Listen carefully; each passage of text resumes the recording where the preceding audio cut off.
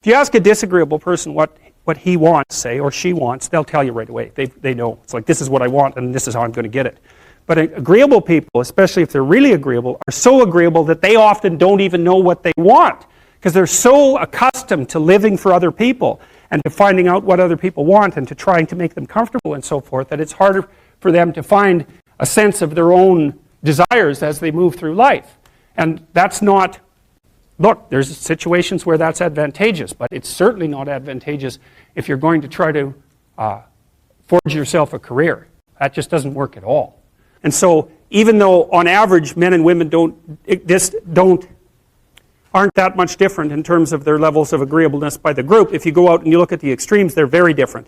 So all of the most agreeable people are women, and all of the most disagreeable people are men. And the thing is, the extremes are often what matter, rather than what's in the middle. And so one of the ways that's reflected in society, by the way, is there's way more men in prison. And the best personality predictor of being imprisoned is to be low in agreeableness. It makes you callous. Now you may think, well, what's the opposite of compassion and politeness? And the answer to that is, I think it's best sort of conceptualized as a trading game. So let's say that we're going to play repeated trading games. And if you're very agreeable, then you're going to bargain harder on my behalf than you're going to bargain on your own behalf. Whereas if you're very disagreeable, you're going to do the reverse. You're going to think, I'm in this trading game for me, and you're going to take care of your own interests, where an agreeable person is going to say, no, at best, at worst, this has to be 50-50, but I'd like to help you every way I can. One of the things you have to be careful of if you're agreeable is not to be exploited, because you'll line up to be exploited. And I think the reason for that is because you're wired to be exploited by infants. And so that just doesn't work so well in that actual world. And one of the things that happens very often in psychotherapy, people come to psychotherapy for multiple reasons, but one of them is they often come because they're too agreeable. And so what they get is so-called assertiveness training, although it's not exactly assertiveness that's being trained. What it is the ability to learn how to negotiate on your own behalf. And one of the things I tell agreeable people, especially if they're conscientious, is say what you think. Tell the truth about what you think. There's going to be things you think are nasty and harsh. And they probably are nasty and harsh. But they're also probably true. And you need to bring those up to the forefront and deliver the message. And it's not straightforward at all, because agreeable people do not like conflict. Not at all. They smooth the water. And you can see why that is in accordance with the hypothesis that I've been putting forward. You don't want conflict around infants. It's too damn dangerous. You don't want fights to break out. You don't want anything to disturb the relative peace. And if you're also more prone to being hurt physically and perhaps emotionally, you're also maybe loath to engage in the kind of high-intensity conflict that will solve problems in the short term, because it takes a lot of conflict to solve problems in the short term.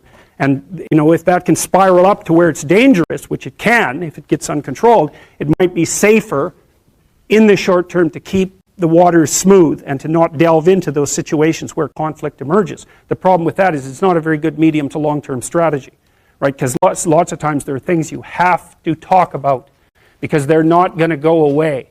And the advantage to having a well-socialized disagreeable person is that they really don't let much get in their way. So if you can get a kid who's disagreeable socialized, that person can be quite the creature, because they're very forward-moving in their nature and very difficult to stop. But if you don't get them successfully domesticated, tamed, roughly speaking, by the time they're 4, their peers reject them. And that's a big problem, because your job as a parent is to make your child socially desirable by the age of 4. Like you want to burn that into your brain, because people don't know that. That's your job. And here's why. It's easy if you think about it carefully. So you imagine you've got a 3-year-old child, so sort of halfway through that initial period of socialization, and you take that child out in public. Okay, what do you want for the child? Who cares about you? What do you want for the child?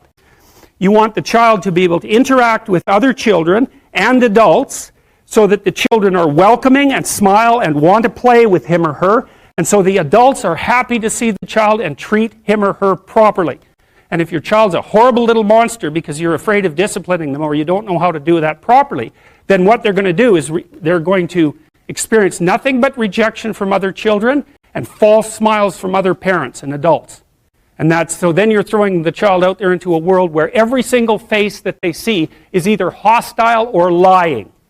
And that's not something that's going to be particularly conducive to the mental health or the well-being of your child. If your child can learn a couple simple rules of behavior, like don't interrupt adults when they're talking too much and pay attention and try not to hit the other kids over the head with the truck any more than is absolutely necessary, then and share and play properly, then when they meet other kids, the kids are going to try out a few little play routines on them, and that's going to go well, and then they're going to go off and socialize each other for the rest of their lives. Because that's what happens, is that from 4 years old onwards, the primary socialization with children takes place among other children. And so if the kids don't get in on that early, they don't move into that developmental spiral upwards and they're left behind. And you can imagine how terrible that is, because a 4-year-old will not play with another 4-year-old who's 2. But a 5-year-old certainly will not play with a 5-year-old who's 2, right? Because the gap is just starting to get unbelievably large. And so the kids start out behind, and then the peers leave them behind, and then those kids are alienated and outside the peer group for the rest of their life. Well, those are the ones that grow up to be long-term antisocial, right? They're already aggressive. It doesn't dip down. Now, what happens to normal boys, roughly speaking? Imagine the aggressive 2-year-old types. They get socialized, so their level of aggression goes down, and then they hit puberty and testosterone kicks in, and bang, levels of aggression go back up. And so that's why males are criminals between the ages roughly of 16 and about 25. So, and it matches the creativity curve, by the way. It's so cool. If you look at the spike of creativity among men, 16 to 25, and it starts to go down, criminality matches that absolutely perfectly. So that's quite cool. So, and so the testosterone levels raise the average level of aggression among men. It's more dominance than aggression, actually, and testosterone is by no means all bad. And then it starts to decrease at about age 25 or 26, which is usually when men stop staying up late at night, stop drinking as much, develop a full-time career, and take on the burdens and responsibilities and opportunities that are associated with a long-term partner and family. And so, well, so that's the development of what I would call predatory aggression, because I also think that the agreeableness distribution is probably something like predatory aggression versus maternal sympathy. It's something like that. So if you look at other mammals that are predators, because we're predators as well as prey animals, if you look at other animals like bears, the male bear has absolutely nothing to do with the raising of the infants. In fact, the female bears will keep the male the hell away because he's likely to kill the infants and maybe even to eat them. So there's no maternality at all in solitary male mammalian predators. It's really useful to investigate the viewpoints of people who have opposing views to yours. Because they'll tell you things, not only will they tell you things you don't know, they'll also tell you how to see the world in ways that you don't see it. And they'll also have skills that you don't have, that you could develop. So for example, if you're an introverted person, it's very useful to watch an extroverted person, because the extroverted person has ways of being in the social world that aren't natural to you, that you can use to improve your toolkit. And if you're disagreeable, one of the best things to do with disagreeable people, especially if that's alienating them from other people, for example, because it can, people treat you like you're a selfish, arrogant son of a, maybe that's because you are. It's like, okay, so what do you do about that? One of the most promising treatments, let's say, for that is get the person to do something for someone else once a day, just as a practice, and learn how to do it. Maybe you can wake the circuit up, if you think that it's lying dormant in you, which is probably right. I think we have a very wide range of propensities within us. Some are switched on, genetic propensities. Some are switched on, but I think that if you put yourself in the right situation or walk yourself through the right exercises, you can switch some of these other things on as well. But it takes work and dedication and discipline. I would say, generally speaking, if you want to adapt yourself properly to life, you should find a niche in the environment that corresponds with your temperament. Right? You shouldn't work at cross purposes to your temperament because it's just too damn difficult. But having done that, then you should work on developing the skills and viewpoints that exist in the space opposite to your personality, because that's where you're fundamentally underdeveloped. And that way I think you can extend out your temperamental capability across a wider range And to me, that's roughly equivalent as bringing a richer toolkit to each situation. You know, so if you're hyper extroverted, you should probably learn to shut up at parties now and then and listen just to see what's going on, to see if you can manage it, you know. And if you're introverted, well, then you should learn how to speak in public and to learn how to go to parties without hiding in the corner and saying nothing to anyone. You know, and if you're agreeable, then you need to learn how to be disagreeable so people can't push you around. And if you're disagreeable, you need to learn how to be agreeable so that you're not an evil son of a bitch. So, and the same thing applies even in the conscientious domain. It's like if you're too conscientious, you need to learn to relax and let go a little bit. And if you're unconscientious, it's time like, get out the Google Calendar, man, and start scheduling your day, right? And beat yourself on the back of the head with a stick until you're disciplined enough so that you can actually stick to something for some length of time and not living in absolute squalor, which is something that would characterize someone who's very disorderly, for example, because they don't notice.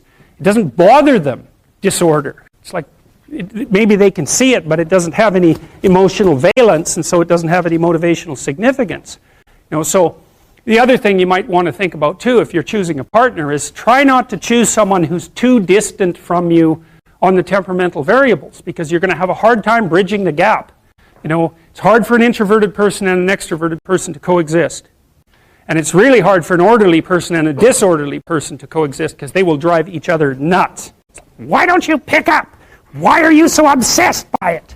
That's the basic argument, you know. So it's useful to know about your temperament so that you can negotiate the space with your partner as well. And I don't think you should try to find someone who's exactly the same as you, because then you don't have the benefits of the alternative viewpoint.